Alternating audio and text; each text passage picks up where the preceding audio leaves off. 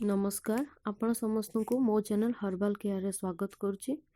वीडियोटी start करने पूर्व जदि आपण मो चैनल नुआ तो चैनल को निश्चय सब्सक्राइब करंतु। आज आम कथा हवा शिशुर दांत उठा समय शिशु को किपरि जंत्रणा होता है तार सावधानी और रिमेडीज। टीथिंग प्रोसेस छुआर प्रथमे जो दांत बाहरी थाए ताकू कहुए। यही प्रोसेस 6 मास टू 8 मास मध्य आरंभ करी 3 वर्ष पर्यंत चली थाए। किछि छुआंकर प्रथम दांत 4 ରୁ 5 मास मध्य आसी थाए और किछि छुआंकर प्रथम दांत 11 ରୁ 12 मास मध्य भी आसी न थाए। यह बिल्कुल नॉर्मल अटे। चलते एवं आम देखा दांत उठार क्रम कौन सिक्वेंस ऑफ एरप्शन। प्रथमे सामना दांत आसी थाए जहां कि सेंट्रल इंसिसर कहुए, तापर लेटरल इंसिसर आसी थाए, तापर canine, first molar, then second molar. शिशुर सर्वमोट 20 दांत आसी थाए जहां कि प्राइमरी टीथ बा मिल्क टीथ कहुए। एबे आमे देखिबा दांत बाहरिवार लक्षण गुड़िक कौन। आमे देखिबा जे छुआ बहुत चिड़चिड़ा होता है, खाद्य खाए ना कारण तार दांत माड़ी फुलिकी थाए एवं बहुत कष्ट हुए। जो भी जिनिस शिशु संस्पर्श में आसे से संगे संगे पाटिरे पुराइबाकू से चेष्टा करि थाए। राति रे सोइबा समय हठात उठिकी कांदी थाए। किछि पिलांकु पतला झाड़ा ज्वर मध्य होता है। छुआर पाटिरू कंटिन्यूअस नाळ बाहरी थाए जहाद्वारा शिशुर मुहरे दाग मध्य हो जाए थाए।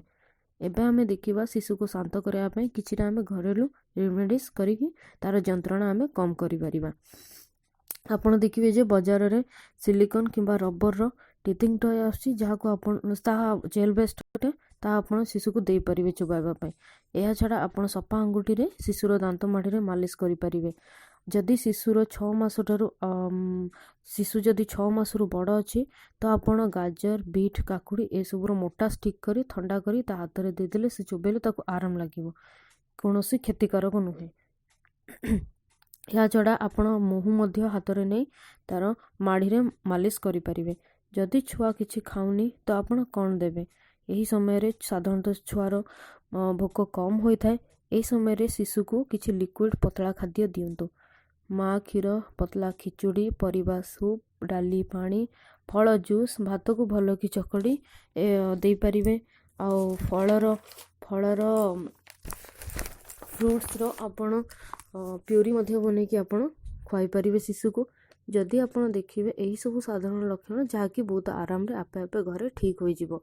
जदि शिशु को बेसी कष्ट होउची जेमति कि तार दांत माड़ी बेसी फुलुची, छुआ बेसी कांदुची तो आपण एक सफा पानी रे एक ठंडा पानी रे एक सफा कपड़ा बुड़ाई ताकू चिपुड़ी दांत मूल रे आपण हल्का हल्का मालिश करि परिबे। एहा छड़ा शिशु को जदि बेसी ज्वर, बांती, झाड़ा होउची तो निश्चय शिशु को डाक्टर पाखु नै जांतु। आशा करी कि आपन को वीडियोटी पसंद आस्थिबो।